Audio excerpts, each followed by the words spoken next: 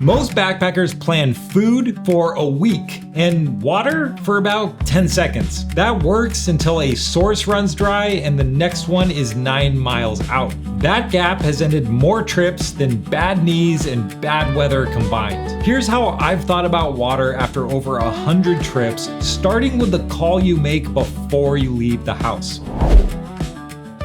Where you'll find water on a backpacking trip is a decision you should be making before the trip starts, not one that you improvise on trail. And the go-to source that most people turn to first are maps. But it's important to know what the map is actually telling you. A blue line means that water only existed there when someone surveyed it. That might have been a wet spring in 1987. In the Sierra in June, half those sources are flowing hard. But by late September, a lot of them are dry gravel. The map gives you a list of possible water sources, and the job before any trip is identifying which are reliable, which are seasonal, and which are just rumors. Reliable water sources are fed by something big. A lake, a permanent snowfield, a spring that's been running year-round for the last decade. Seasonal sources depend on the time of year, and that timing moves with each winter's snowpack. Rumor is everything else, the unnamed trickle that somebody in a forum post mentioned once in 2019. So verify. Try to find recent trip reports within a couple weeks if you can find them. A call to a ranger station where someone will usually tell you exactly which springs are running. Crowdsourced water reports on the big trails, which are useful precisely because the information is dated. You can see that a real person stood at that spring on Tuesday. Then plan your route around the reliable sources or the ones that you've verified and treat any other source as just a bonus. If an unconfirmed seasonal source happens to be running, great.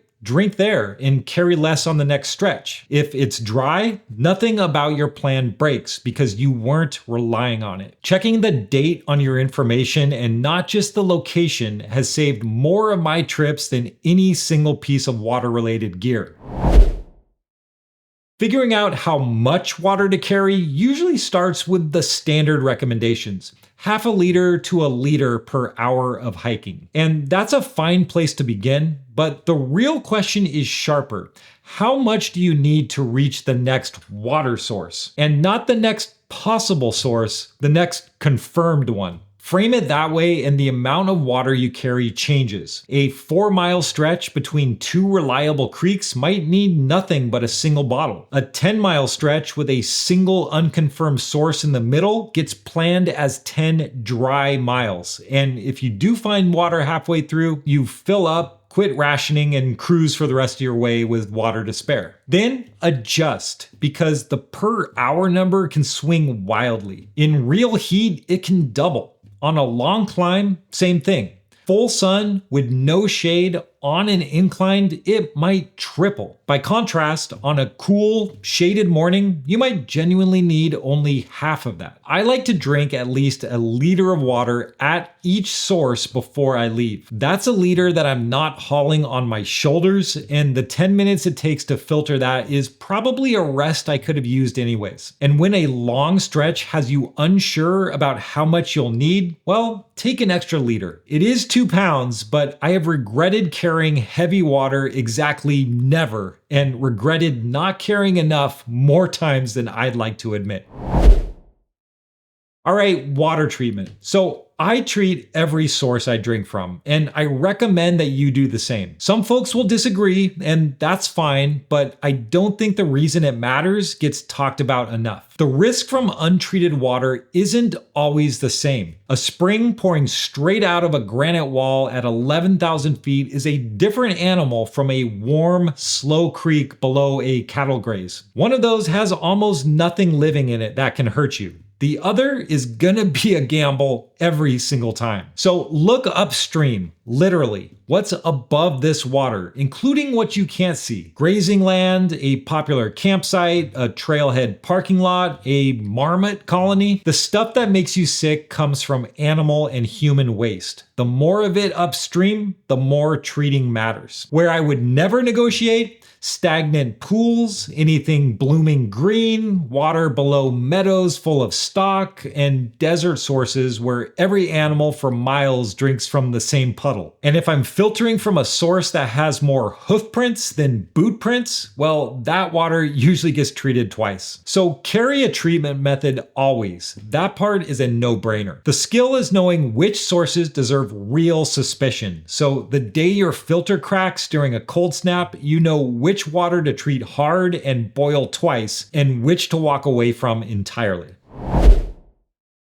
Dehydration on trail rarely looks like it does in the movies. It really looks like a headache at camp you blame on the altitude. It looks like being weirdly irritable at mile 8, or urine the color of apple juice you notice once and then forget. In cold weather and at altitude, you feel thirst later than normal, while you lose moisture with every single breath. So by the time you want to drink, you're already depleted. And the fix is boring, which is exactly why people skip it. Drink water on a schedule, not based on whether you're thirsty. On hot days, add electrolytes, especially if you're sweating a lot, so you can replenish those salts and minerals. And if you find yourself starting to bonk in the afternoon or a headache is creeping in, well, drink some water first and then reevaluate.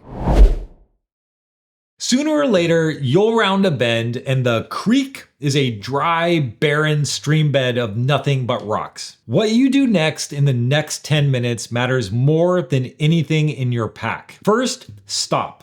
Take stock before you start moving again. Check the water left in every bottle, the exact liters, not just a guess. People in this moment tend to just walk faster and start hoping to find something, and both makes the situation worse. Second, look for where water might be hiding. Dry creeks are often dry on the surface only. Check for shaded areas, undercut banks, the base of pour-offs, or the upstream side of bedrock slabs. 100 yards upstream can be the difference between gravel and a small pool that you can filter from. And third, make the call with the water you have, not the water that you're hoping to get. If your next source is also uncertain and reaching it would take more than half of the water you have left, the right call is to not push ahead. That's a turnaround. Back to the last water source that you know is legit. Turning around while you still have some water left is a mild annoyance. Turning around with nothing is a gamble that you might lose. That's why making the call while you still have water to spend is the safer choice. Last,